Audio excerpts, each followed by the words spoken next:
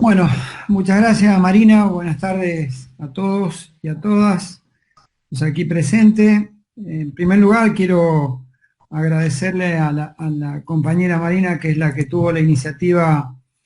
de plantear esta jornada y la invitación que me formuló, agradecerle a los compañeros de la gremial y a las compañeras de la gremial interna,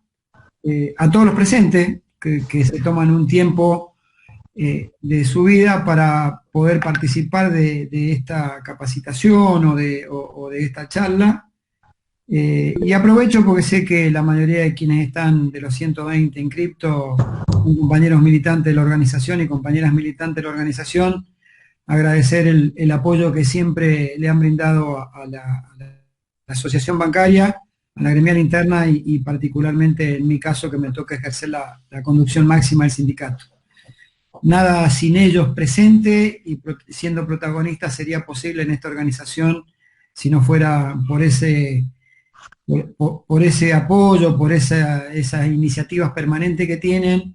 que no significa acompañar, sino que significa ser protagonista en los debates, en las discusiones, inclusive cuando hay reclamos, en las marchas, en las huelgas, en todo. Nada sería posible sin las compañeras y los compañeros al lado, ni adelante ni atrás, al lado de la dirigencia. Bueno, bien explicados vos y seguramente quienes me sucedan en el uso de la palabra, especialistas por cierto y de renombre todos y todas, seguramente avanzarán sobre lo que significa la violencia de género, la violencia y todo lo que implica la ley Micaela, ¿no? Vos bien lo decías, Marina, es una sanción de una ley que tiene que ver con la capacitación a todos los trabajadores, funcionarios y trabajadores públicos respecto a la violencia de género y a la violencia contra las mujeres, ¿no? Que surge, como bien lo explicaste, después del asesinato de Micaela y con la gran lucha que llevó adelante su familia. Uno podría decir mil cosas alrededor de esa ley, de las bondades de la misma, de las implicancias en la sociedad.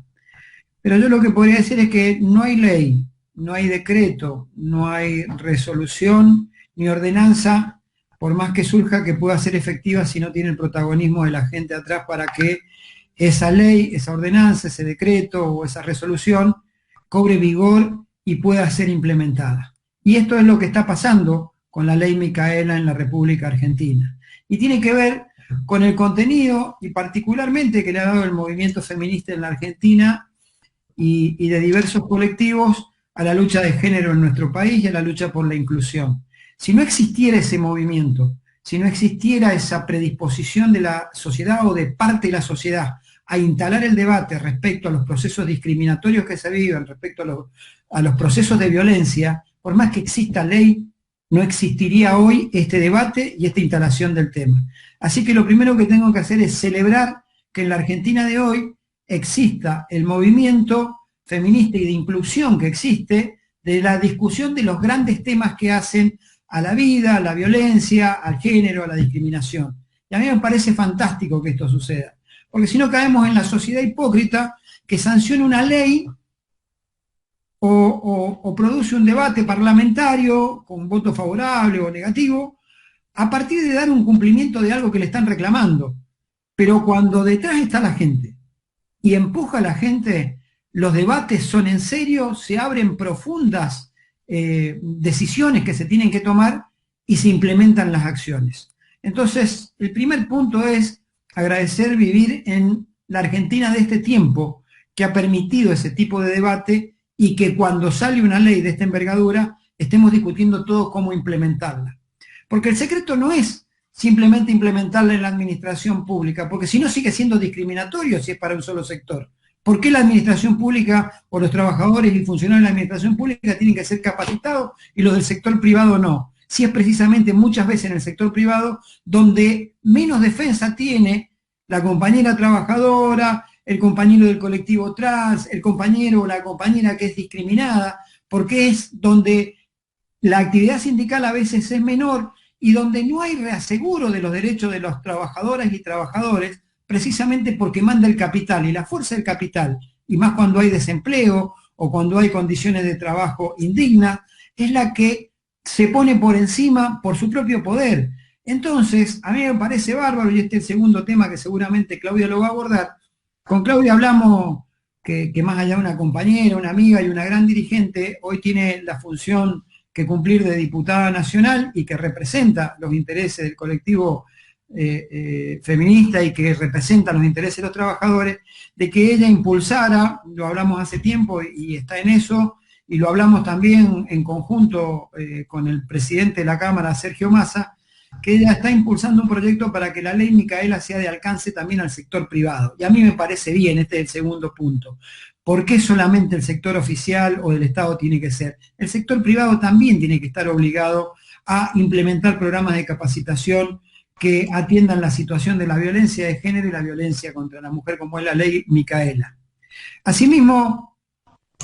creo que la ley viene a cubrir, y la implementación de la ley viene a cubrir una deuda histórica que se tiene en materia de violencia de género en la República Argentina. Está claro que la historia, y seguramente los investigadores y los profesionales abordarán la temática, está claro que la historia está plagada de un sinnúmero de hechos de violencia de género que se transformaron en política, porque cuando los hechos son aislados, son hechos aislados que se atienden desde otra óptica, pero decididamente era una política social consentir la violencia de género en la República Argentina, consentir la violencia de los colectivos o la violencia que padecen los colectivos trans en la República Argentina. Es casi como que socialmente era algo que todos despotricaban, pero socialmente lo aceptaban. Entonces me parece que la irrupción de estos movimientos en la Argentina le ha hecho lo suficientemente bien como para que se termine con la hipocresía de tener un discurso y aceptar socialmente otra cuestión. Así que yo decirle que desde nuestra organización ha habido siempre una situación de respeto para darle tratamiento a la cuestión de género. Me tocó ser secretario general e impulsor del proyecto en el Congreso Nacional Bancario de modificar el estatuto de la asociación bancaria. 2 veces lo hice.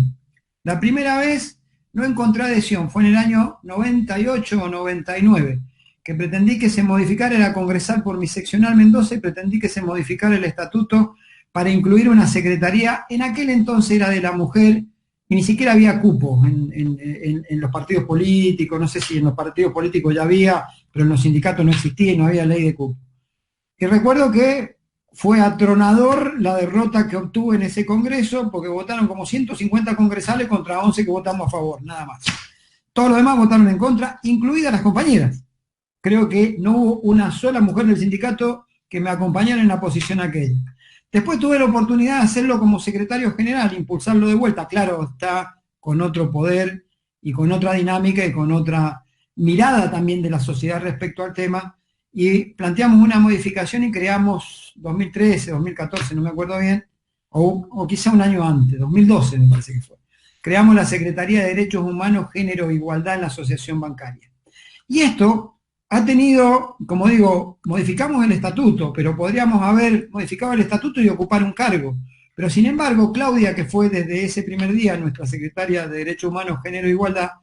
logró imponer una política dentro del sindicato y que hoy es acompañada por todas las seccionales de la República Argentina. Y no digo que hemos terminado, por ejemplo, con la discriminación, pero se achicó muchísimo la brecha discriminatoria que había con las compañeras en materia salarial, por ejemplo, cuando uno mira los términos del 2012 a lo que es hoy. Se achicó muchísimo la brecha también en temas de jerarquía de nuestras compañeras trabajadoras. Y además pudimos impulsar y suscribir hace muy poco, que no tiene que ver con la ley Micaela, pero tiene que ver con la política del sindicato en esta materia y en la inclusión, suscribir con el Banco Nación un convenio que es el primer convenio que un banco firma en el mundo. Nosotros lo hemos chequeado porque pertenecemos a una internacional que es la UNI, la cual a mí me toca ser el presidente de UNI Finanzas en toda América, y lo chequeamos con los países europeos, africanos, de Oceanía y asiáticos, y no hay ningún banco que lograra lo que se logró acá con el Banco Nación y que lo estamos planteando en otras entidades, que poder establecer, por un lado, un cupo laboral para el colectivo trans, y por otro lado, la generación de una comisión dentro de la institución para trabajar en política de sensibilización no solo hacia los trabajadores que tienen que empezar a entender y a comprender que esta es la realidad en la que se tienen que manejar y mover con absoluto respeto, sino también un proceso de sensibilización con los clientes cuando ingresan al banco respecto a esta situación. Y a mí me parece de una envergadura fenomenal. Y además, como siempre digo, que toda ley, decreto, resolución u ordenanza no tiene sentido si no va acompañado por la decisión política y la protagónica participación de quienes luchamos por esa cuestión de igualdad, también decidimos que en esa acta, porque decíamos, bueno, ¿y cómo lo implementamos? Son 17.000 trabajadores, empiezan a entrar de aquí en más de a uno, de dos, los compañeros y compañeras trans, y decidimos que el 5% del total de los ingresos semestrales, lo cual es un 10% en el año, de los ingresos que produzca el banco, son para el colectivo trans, cuestión de que podamos alcanzar la cifra de los 170, que es el 1% de los 17.000, y después sí empieza el 1% sobre el total de ingresos, lo cual también da la decisión política. Creo que se generó un derecho, se dio una política para que ese derecho sea efectivo y se trate con respeto, y a su vez se generaron los mecanismos para que sea efectivo el ingreso y puedan hacer uso de ese derecho. Así como esto, está el tema de la ley Micaela. Nuestro sindicato fue el primer sindicato de la República Argentina que adhirió a la ley Micaela y que dio su capacitación en ese sentido en un plenario de secretarios de Secretariado Nacional y Consejo Directivo, y luego fue de secretarios generales, y ahora estuvimos ayer hablando con Claudia precisamente, lo vamos a impulsar en el Congreso Bancario que tenemos en unos días en la Asociación Bancaria, para que cada seccional sea obligatorio que a todos sus delegados en cada banco y en cada lugar donde haya una seccional de la bancaria tenga la obligatoriedad de implementar lo que es la ley Micaela y la capacitación que ello significa, y por supuesto que le vamos a agregar más cosas nosotros que tienen que ver con la inclusión y la política de derechos humanos del sindicato. Dicho esto, que pretende ser una mera introducción, decirles que, para terminar, que siempre que se suceden este tipo de cuestiones y se generan derechos que parece que son... ¿Y por qué tenemos que generar derechos si no? Porque encontramos estos discursos anacrónicos, quiero decir que yo los he escuchado, estos discursos anacrónicos. Pero si son un grupo chico de las mujeres que sufren violencia, ¿y por qué tenemos que generar un derecho para el colectivo trans que le da más beneficio? Bueno, porque ahí seguramente alguno de ustedes será profesional en la materia, existe lo que se denomina en derecho la discriminación positiva, que si por la sociedad no le da los recursos y las herramientas suficientes, aún discriminando al resto hay que generar un derecho desde ese lugar que es la discriminación positiva o la acción positiva para lograr ese derecho. Siempre que esto pasa se generan profundos debates, antes, durante y después cuando se implementan. Y nosotros tenemos que tener la valentía de afrontar esos debates. Esos debates son profundos, llegan al hueso, a la médula, porque muchas veces no prima la razón en la crítica, sino que prima el estado de ánimo y el preconcepto que históricamente tienen arraigado en la sociedad argentina, tanto hombres, mujeres, respecto a diversos temas. Y nosotros, los que tenemos alguna responsabilidad dirigente, sea pequeña o mucha, tenemos la obligación de dar esos debates, aún sabiendo que en un principio pueden tener algún costo político para nosotros. Porque el tiempo dirá que teníamos la razón. Siempre que hay generación de un derecho, la historia reconocerá a aquellos que generaron y tuvieron la valentía de generarlo, por más que al principio eso haya generado algún tipo de costos. Por eso la Asociación Bancaria se siente orgullosa de tener su Secretaría de Derechos Humanos y Género. Nos sentimos orgullosos de haber podido tener una compañera como Claudia o como Carlos por Tucumán, que están en el Congreso de la Nación y que impulsan ese tipo de políticas que son representativas del pensamiento de la conducción del sindicato y de los bancarios. Y también nos sentimos orgullosos de cada compañera, compañero que nos acompaña en este tipo de políticas. Esos debates profundos, al hueso, que se originan pasionales y con preconceptos, no tienen que hacernos caer en lo que muchos quieren en estos tiempos de una Argentina de pandemia y en donde la derecha la hicimos replegar con una elección, pero recobra fuerzas a partir de que la pandemia genera dificultades en el gobierno. No nos tiene que hacer caer en la globalización de la desesperanza en la que pretende la derecha que caiga los sectores populares. Los sectores populares están compelidos y obligados a discutir generación de derechos, porque cuando vienen los procesos neoliberales lo que hacen es quitarnos derechos a la sociedad y el único derecho que respetan es ese grito ensordecedor que hoy entre Bullrich y Echeverri decían se respetó la propiedad privada, viva la propiedad privada. Para nosotros es un derecho más de la Constitución, como tantos otros que hay que no se respetan. Para nosotros es viva la igualdad, viva el artículo 14 bis de la Constitución, que le da los derechos a la sociedad argentina y particularmente a los trabajadores, y vivan los nuevos derechos de cuarta generación, que son los ambientales, los de los colectivos de minorías, los del feminismo, los de la ley de interrupción del embarazo. Entonces, que ellos sigan gritando, Echeverri, Bullrich, viva la propiedad privada. Para eso estamos nosotros del otro lado, para afrontar el debate del resto de los derechos que la sociedad no tiene, porque la derecha nunca se lo dio, y son los gobiernos populares quienes se los tienen que dar. Muchas gracias.